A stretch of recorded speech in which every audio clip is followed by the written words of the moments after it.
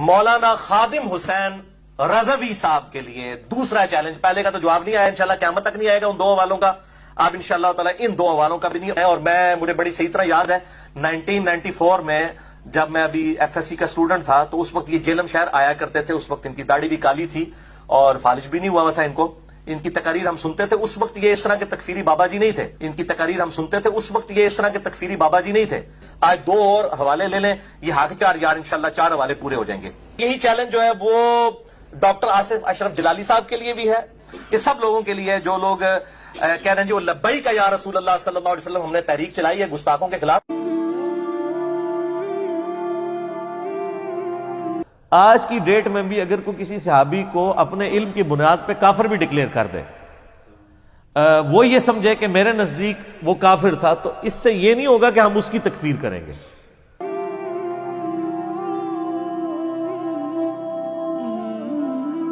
جو ہمیں کافر کہہ رہا ہے پھر ہم حق رکھتے ہیں کہ ہم اسے کافر کہیں.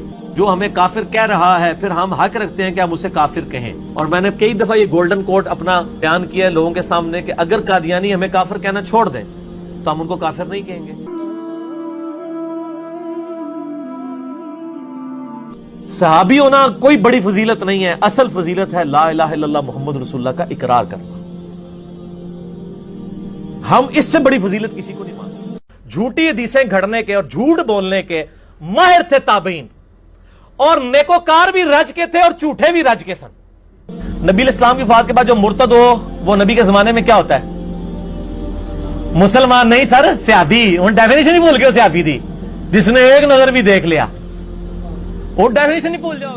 صحابہ کو تو ایک ثواب ملتا تھا، وہ زبانی پڑھتے تھے. موبائل پہ پڑھنے والے کو 2 ثواب مل رہے ہیں کیونکہ الفاظ دیکھ بھی رہے اور پڑھ بھی رہے. اے پھکی جے انجینئرنگ کرانگے تواڈے نال اللہ دے فضل نال، ایسی انجینئرنگ ہوئے گی کہ بھول جاؤ گے سب کچھ.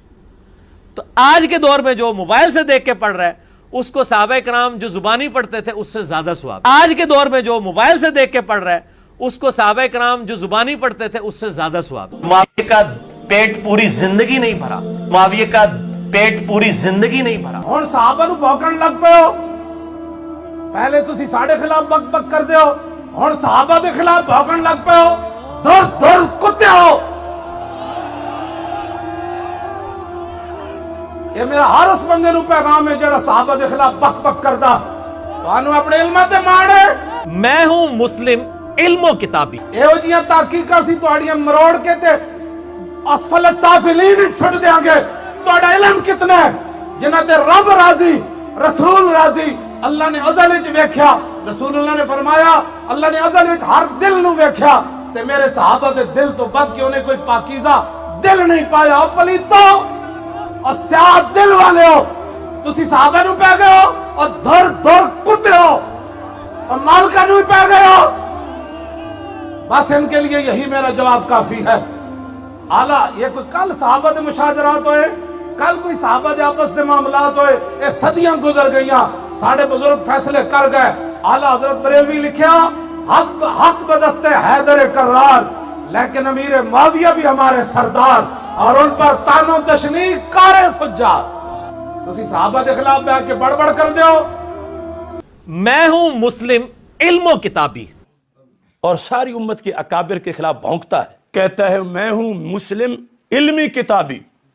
تو میں کہتا ہوں نہ تم علمی نہ ہو کتابی، نہ تم علمی نہ ہو کتابی، نہ تم مچھلی نہ مرغابی، نہ تم شولہ نہ شادابی، نہ فارانی نہ فارابی. تم ہو ریبی، تم مرتابی، ابن سلولی پھر کذابی. کچھ تم مندر، کچھ محرابی، کچھ ہو رافض، کچھ ہو وہابی. تم ہو عہد نو کی خرابی، روش کلابی فکر تیزابی. مزید ویڈیو